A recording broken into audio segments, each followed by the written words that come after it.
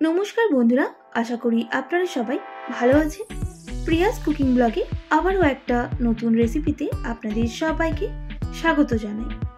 আজকে আমি আপনাদের সঙ্গে সোয়াবিন ও ডাল দিয়ে প্রোটিনে ভরপুর একদম ইউনিক রেসিপি শেয়ার করব। আশা করি আজকের রেসিপি আপনাদের ভালো লাগবে।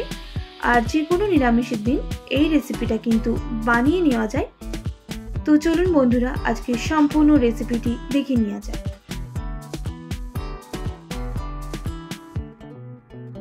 সম্পূর্ণ নিরামিষ ডাল ও সোয়াবিনের রেসিপির জন্য এখানে আমাদের 100 গ্রাম মতো সোয়াবিন লাগছে।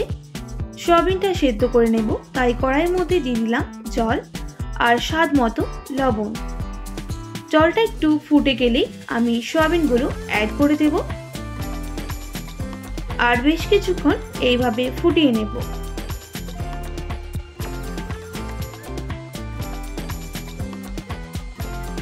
সোয়াবিনগুলো সেদ্ধ হয়ে গেছে, এবার নামিয়ে নিতে হবে।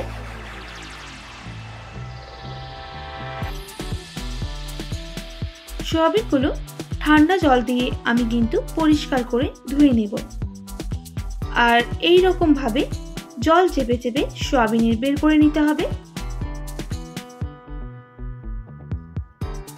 একইভাবে সোয়াবিনগুলো জল বের করা হয়ে গেছে। আমি এবার একটা মিক্সিং জার নিয়ে নেব আর তার মধ্যে সোয়াবিনগুলো দিয়ে দেব। এটার একটা পেস্ট করে নিতে হবে। আমি কিন্তু এই রকম ভাবে সোয়াবিনটা পেস্ট করে নিয়েছি। এরপর একটা পাত্রের মধ্যে ঢেলে দিচ্ছি।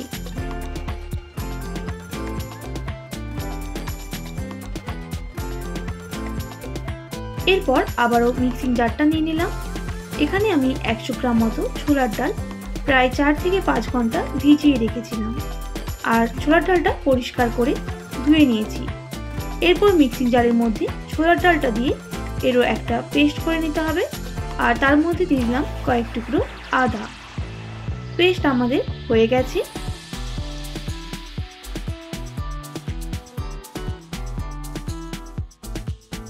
এরপর এখানে একটা কড়াই বসিয়ে দেব আর কড়াইটা গরম হয়ে গেলে দিয়ে দেব 1 টেবিল চামচের মতো সাদা তেল।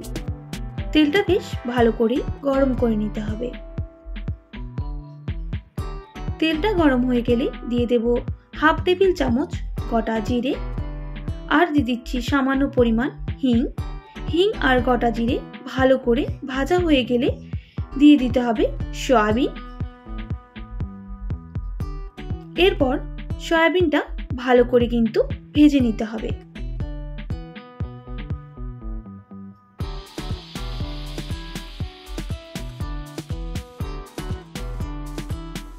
দুই থেকে 3 মিনিট সময় নিয়ে সয়াবিনটা ভেজে নিতে হবে।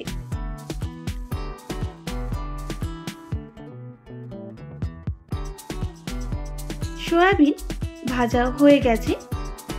এই স্টেজে আমি কিন্তু ছোলার ডাল অ্যাড করে দেব।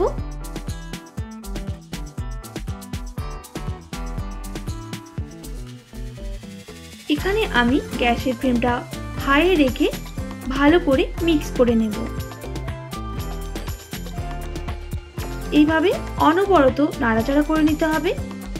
এইভাবে বেশ কিছুক্ষণ ছোলার ডালের সাথে সয়াবিনটা ভেজে নিতে হবে।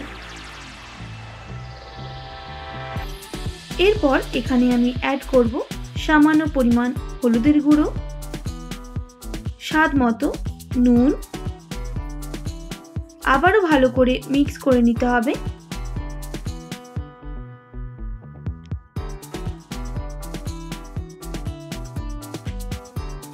আবারও 2 মিনিটের মতো এটা ভেজে নিতে হবে, তাহলে ছোলার ডালটাও খেতে কিন্তু খুবই ভালো লাগবে।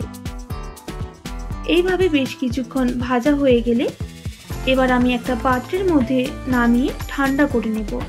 আর পাত্রের মধ্যে আগে থেকেই কিন্তু সাদা তেল আমি মাখিয়ে রেখেছিলাম আর এইভাবে সেট করে নিয়েছি। আমি বেশ কিছুক্ষণ ঠান্ডা করে নেব এটা পিস করার জন্য।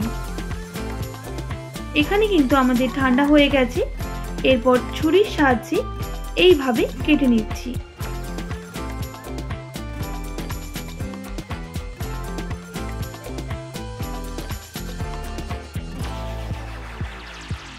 খুব সাবধানে এটা কেটে নিতে হবে, না হলে কিন্তু এগুলো ভেঙে যেতে পারে।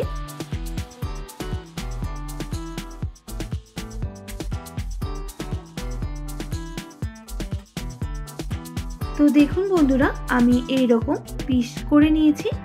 আপনারা আপনাদের পছন্দ মতো শেপে কেটে নেবেন। এখানে আমি 2 টেবিল চামচের মতো কর্নফ্লাওয়ার ব্যবহার করছি, আর দিয়ে দেব সামান্য পরিমাণ জল। এরপর জলের সাথে কর্নফ্লাওয়ারটা ভালো করে মিক্স করে নিতে হবে। আপনারা আটা কিংবা ময়দা দিয়েও রেসিপিটা করে নিতে পারেন, আমি এখানে কর্নফ্লাওয়ারের ব্যবহারটাই করছি। এরপর এখানে একটা কড়াই বসিয়ে দেব, আর কড়াইয়ের মধ্যে দিয়ে দেব সাদা তেল।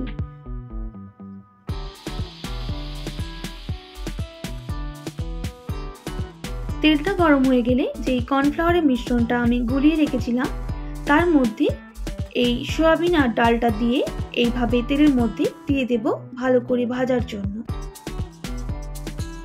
আমি এগুলো 2 থেকে 3 মিনিট সময় নিয়ে লো টু মিডিয়াম আঁচে ভেজে নেব।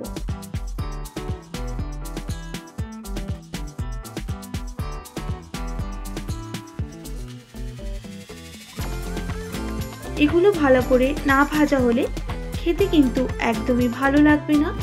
অবশ্যই এইভাবে ভেজে নেবেন।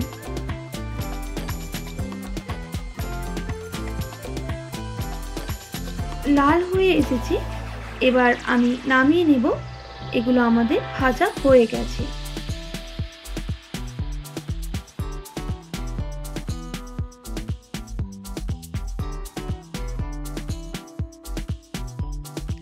একইভাবে আমি সবগুলো ভেজে নেব। এরপর আমি আবারও এখানে কিছুটা তেল তুলে রেখে দেব, আর তার মধ্যে দিয়ে দেব কেটে রাখা কয়েক টুকরো আলু। আমি আলুগুলো এইভাবে কেটে নিয়েছি। এরপর তেলের মধ্যে দিয়ে আলুগুলোকেও বেশ ভেজে নিতে হবে।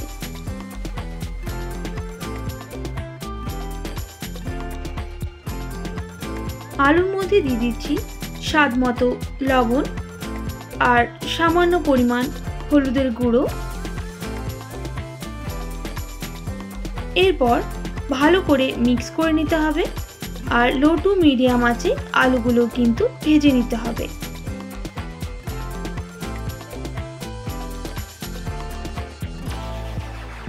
আলুগুলো কিন্তু লাল করে ভাজা হয়ে গেছে। এবার আমি আলুগুলোকে নামিয়ে নেব।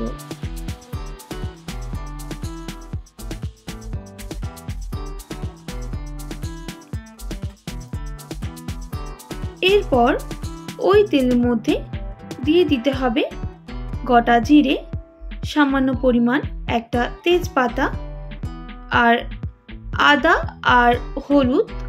এখানে আমি 1 টেবিল চামচের মতো আদা বাটা ব্যবহার করছি, আর তার মধ্যে দিয়ে দিয়েছিলাম হাফ টেবিল চামচ হলুদ গুঁড়ো। এবার ভালো করে আদাটাকে ভেজে নিতে হবে যতক্ষণ না আদার কাঁচা গন্ধটা চলে যাচ্ছে। আদার কাঁচা গন্ধটা চলে গেলে পেস্ট করে রাখা একটা মিডিয়াম সাইজের টমেটো অ্যাড করে দিতে হবে। আবারও বেশ কিছুক্ষণ মশলাটাকে কষিয়ে নিতে হবে।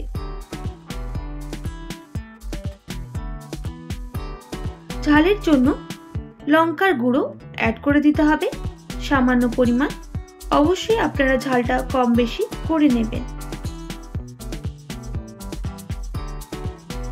আর দিয়ে দেব হাফ টেবিল চামচ জিরে গুঁড়ো, হাফ টেবিল চামচ কাশ্মীরি লঙ্কার গুঁড়ো।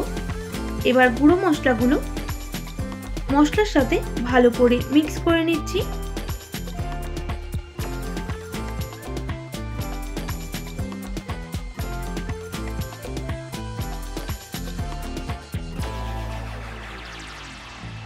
এখানে এবার মশলার বাটি ধোয়া জলটাও অ্যাড করে দিচ্ছি।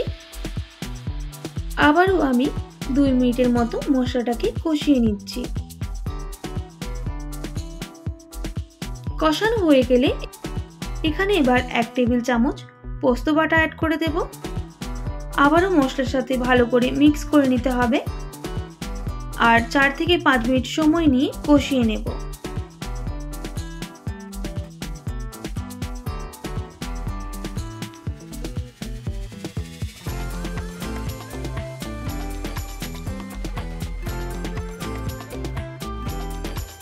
মশলা থেকে তেল ছাড়া কিন্তু শুরু করে দিয়েছে। এই স্টেজে ভেজে রাখা আলুগুলো অ্যাড করে দেব। আলুর সাথে মশলাগুলো মিক্স করে নিতে হবে।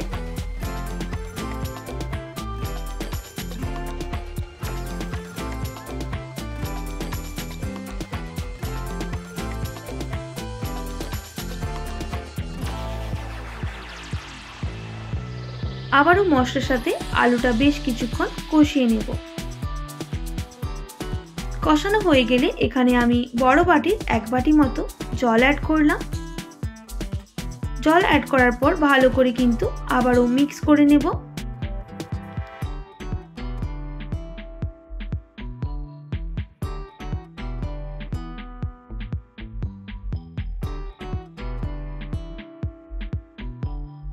জল দেওয়ার পর এইভাবে আরো বেশ কিছুক্ষণ কিন্তু ফুটিয়ে নিতে হবে।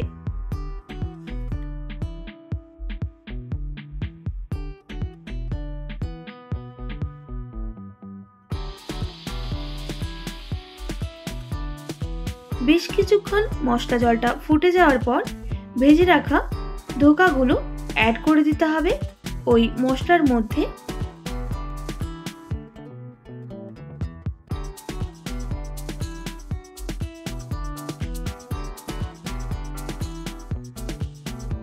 মশলার সাথে আবারও ভালো করে মিক্স করে নিতে হবে।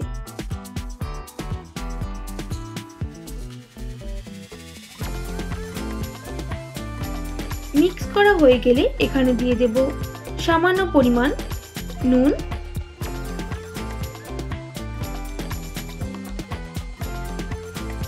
আর স্বাদের জন্য সামান্য পরিমাণ চিনি। অবশ্যই চিনিটা কিন্তু এখানে ব্যবহার করতে হবে, স্কিপ করা যাবে না। আর দিয়ে দিচ্ছি সামান্য পরিমাণ গরম মশলা। এবার ভালো করে মিক্স করে নিতে হবে। অবশ্যই হালকা হাতে এটা মিক্স করে নেবেন, না হলে কিন্তু এগুলো ভেঙে যেতে পারে। সবশেষে দিয়ে দেব শুকনো কাঠখোলায় ভেজে রাখা কসুরি মেথি অ্যাড করে দিলাম। এবার ভালো করে মিক্স করে নিতে হবে। এখানে আপনারা ঘি ব্যবহার করতে পারেন, আমি ঘিটা আর দিলাম না। এবার গ্যাসের ফ্লেমটা অফ করে আমি এবার নামিয়ে নেব। একদম রেডি হয়ে গেল আজকের সোয়াবিন ও ডালের রেসিপি। আশা করি আজকের রেসিপি আপনাদের ভালো লেগেছে। অবশ্যই একবার এইভাবে বাড়িতে ট্রাই করবেন, আর কেমন লাগলো কমেন্ট করে জানাতে একদমই ভুলবেন না। যদি ভালো লেগে থাকে অবশ্যই একটি like, comment, share and subscribe করে আমার পাশে থাকার অনুরোধ রইল। পাশে থাকা বেল আইকনটাও প্রেস করে দেবেন, তাহলে নিত্য নতুন রান্নার ভিডিওগুলো আপনাদের কাছে পৌঁছে যাবে। আজকের মতো এতটাই। আবারও নতুন কোনো রেসিপির সঙ্গে দেখা হচ্ছে। আপনারা ভালো থাকবেন, সুস্থ থাকবেন, আর এতক্ষণ আমার সঙ্গে আমার ভিডিওটি দেখার জন্য অনেক অনেক ধন্যবাদ আপনাদের সবাইকে।